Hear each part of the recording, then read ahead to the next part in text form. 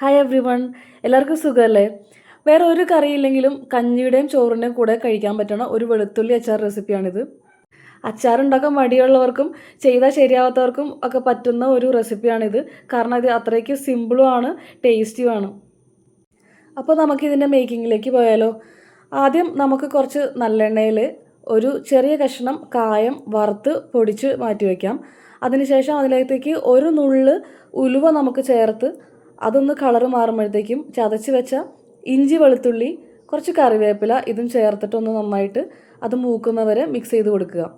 ഇനി നമുക്ക് അതിനാവശ്യമായിട്ടുള്ള ഉപ്പ്, മഞ്ഞൾപ്പൊടി, മുളക് പൊടി, കാശ്മീരി ചില്ലി പൗഡർ ഇത്രയും സാധനങ്ങൾ ചേർക്കാം. അതിനകത്ത് കാശ്മീരി ചില്ലി പൗഡറാണ് ഏറ്റവും കൂടുതൽ വേണ്ടത്. പൊടികൾ എണ്ണയിലൊന്ന് മിക്സ് ചെയ്തതിന് ശേഷം വെളുത്തുള്ളി നമ്മൾ ഡയറക്റ്റായിട്ട് ആഡ് ചെയ്ത് കൊടുക്കുകയാണ്.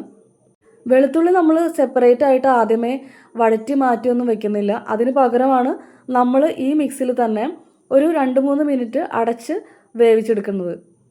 ഇങ്ങനെ ചെയ്യുമ്പോൾ ആ വെളുത്തുള്ളി ചെറുതായിട്ടൊന്ന് വാടി കിട്ടുകയും ചെയ്യും, മസാല ഒന്ന് ചെറുതായിട്ട് പിടിക്കുകയും ചെയ്യും.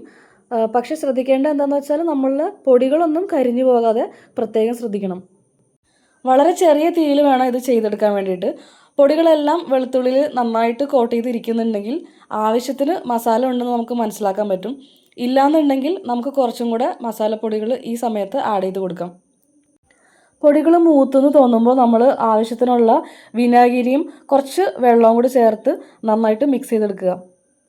നമുക്ക് ആവശ്യമുള്ള ഗ്രേവിക്കും പുളിക്കും അനുസരിച്ചിട്ടാണ് നമ്മളിത് ചേർക്കേണ്ടത്. ഇത് നന്നായിട്ട് മിക്സ് ചെയ്ത് ഒന്ന് തിളച്ച് വരുമ്പോഴത്തേക്കും പാകത്തിന് ഉപ്പൊക്കെ ഉണ്ടോ എന്ന് നോക്കിയിട്ട് നമുക്കിത് ഓഫ് ചെയ്യാം.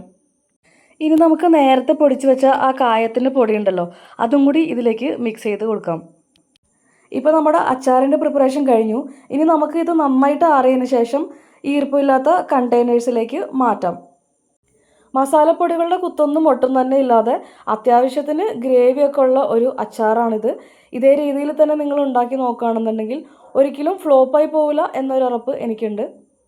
അപ്പോൾ അടുത്തതായിട്ട് എൻ്റെ വീഡിയോസിൽ കൂടെ നിങ്ങൾക്ക് കാണാൻ ആഗ്രഹമുള്ള എന്തെങ്കിലും വിഭവങ്ങളുണ്ടെങ്കിൽ അതൊന്ന് കമൻറ്റ് ചെയ്യണേ.